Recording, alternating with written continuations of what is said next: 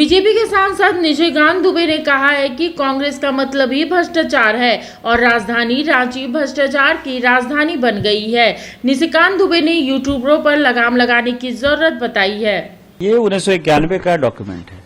जयशंकर जी उस वक्त तो कहीं न कहीं छोटे अधिकारी रहे होंगे। सवाल ये हमारी सरकार और आपकी सरकार का नहीं है। सवाल ये है कि 1947 से पाकिस्तान को हम आतंकी राष्ट्र मानते हैं। 78 साल से कश्मीर के मुद्दे पर हमारी उनके साथ लड़ाई चल रही है। हमारे कश्मीर के हिस्से को पाकिस्तान ने अपने कब्जे में कर रखा है। उसके बाद जो आप कंसेशन देते रहे, 1950 में नेहरू लियाकत समझौता हो, 1960 का सिंधु जल समझौता हुआ, 1975 का शिमला एग्रीमेंट हुआ और उसके बाद 1991 में तो आपने हाथ ही काट दिया कि हमारी आर्मी, कोई भी देश का डिफेंस सिस्टम कैसा काम करता है, हम पार्लियामेंट के अंदर भी डिफेंस के ऊपर चर्चा नहीं करते हैं। पार्लियामेंट के अंदर भी डिफेंस के स्ट्रेटेजिक चीजों के बारे में कोई जवाब नहीं दिया जाता है। इवन स्टैंडिंग कमेटी की मीटिंग में भी यह कहा जाता है कि नेशनल सिक्योरिटी का सवाल है। नेशनल सिक्योरिटी क्या होती है? यहां तो आपने हाथ काट के 1991 में जब आप सरकार को समर्थन दे रहे थे, माननीय चंद्रशेखर जी की सरकार को, और 94 में जब नरसिम्हा राव की सरकार थी तब ये इंप्लीमेंट हुआ। आपने तो हाथ काट के लिख दिया कि हमारी आर्मी कहां डिप्लॉय होगी, आपकी नेवी कहां डिप्लॉय होगी, आपका एयरफोर्स कैसे फंक्शन करेगा, वो कैसे एक्सरसाइज करेगा। तो ये सारी बातें क्या देशद्रोह नहीं है? कांग्रेस ने वोट बैंक की पॉलिटिक्स के लिए देश के साथ धोखा नहीं किया कि उनको बांग्लादेशी वोट बैंक चाहिए, उनको पाकिस्तानी वोट बैंक चाहिए, क्योंकि हिंदुस्तान के मुसलमान तो इस देश के नागरिक हैं।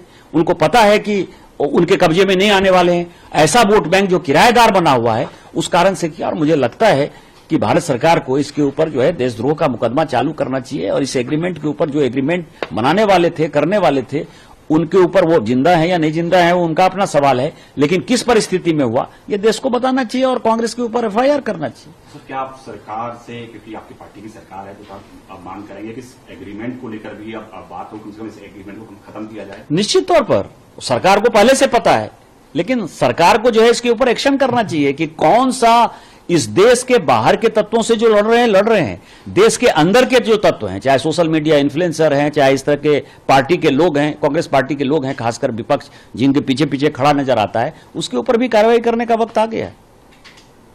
सर्वप्रथम सबसे पहले तो निशिकांत दुबे अपनी बेवकूफी बार बार प्रदर्शित करते हैं। राजीव जी ने 6 मार्च 1991 को चंद्रशेखर जी की सरकार से समर्थन वापस ले लिया था। पहली बात, ये शायद अप्रैल 1991 का साइन किया हुआ अग्रीमेंट है। ये अग्रीमेंट पीस टाइम का है। पीस टाइम में गलतफहमी ना हो दो देशों की सेनाओं के बीच में, थल सेना, वायुसेना, जल सेना मूवमेंट से, उसके बारे में है।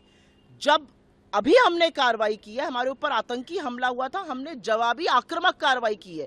तो सर्वप्रथम तो निशिकांत दुबे और बीजेपी ये मान रही है कि जयशंकर जी ने इन्फॉर्म किया। सर्वप्रथम जो राहुल गांधी जी कह रहे थे वही सच है। जयशंकर जी ने इन्फॉर्म किया पाकिस्तान को और उसकी पुष्टि खुद बीजेपी कर रही है। जिस अग्रीमेंट का वो हवाला दे रही है वो पीस टाइम का अग्रीमेंट है। जयशंकर जी ने जब वॉर लाइक सिचुएशन थी तब इन्फॉर्म किया था।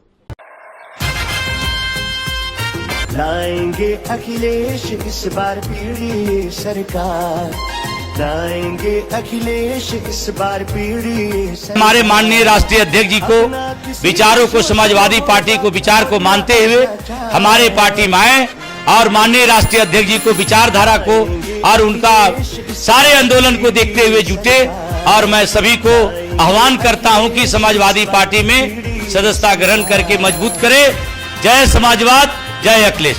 आइए समाजवाद से जुड़िए, समाजवादी बनिए।